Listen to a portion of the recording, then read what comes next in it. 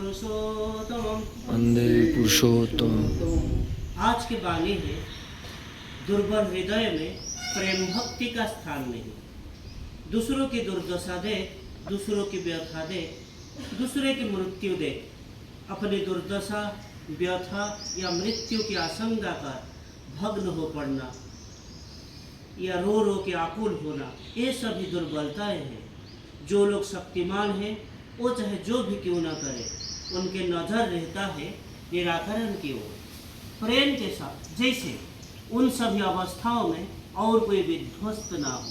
प्रेम के साथ उसके उपाय चिंता करना बुद्धदेव को जैसा हुआ था, वही है सबल हृदय का दृष्टांत। सुधीर रायचौधरी का वो आलोचना शुरू करते हैं।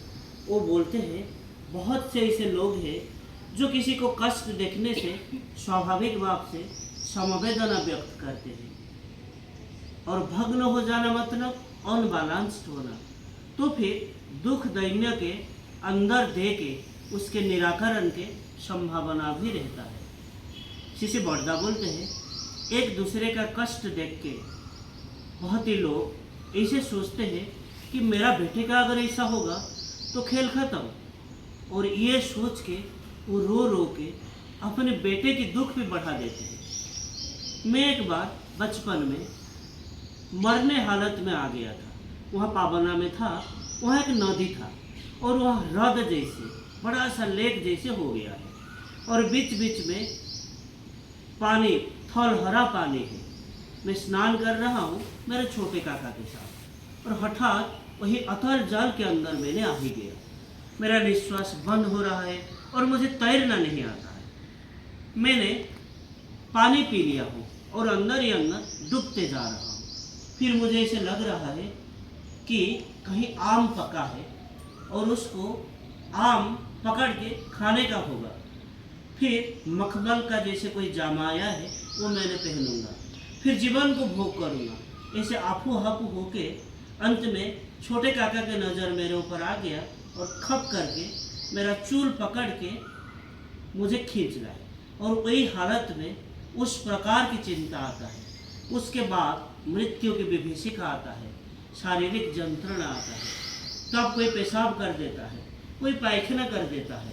इससे ज़्यादा भाग भय के आघात से। सुधीर रायचौधरी दा बोलते हैं, बस और ट्रेन के एक्सीडेंट में जो लोग मरते हैं, जिसे बड़दा बोलते हैं, वो सारे गाइडिंग कॉम्प्लेक्स से होता है। जैसे विपद आ रहा है, समझ नहीं पाता है, इसीलिए अपमृत्यु होता है। इसीलिए हर समय नाम करना, और ये नाम करना प्रैक्टिस कर लेना होता है। नाम समस्त सेल को कंट्रोल करता है। मनुष्य के रिपु तो रहता ही है, और यौवन में उसका उदाम भाव रहता है। इसीलिए साधन भजन के उपयुक्त समय होता है ये यौवन।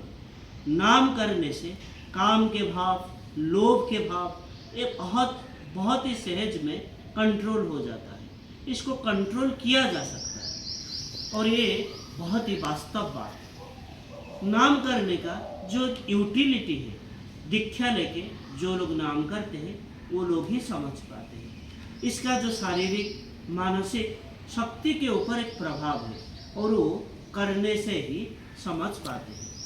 ये घटना जामिनीकांत रायचौधरी के दिनलिपि से 19 सितंबर 72 से लिया गया। तो आज के लिए इतना ही।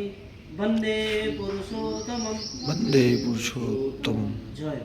जय।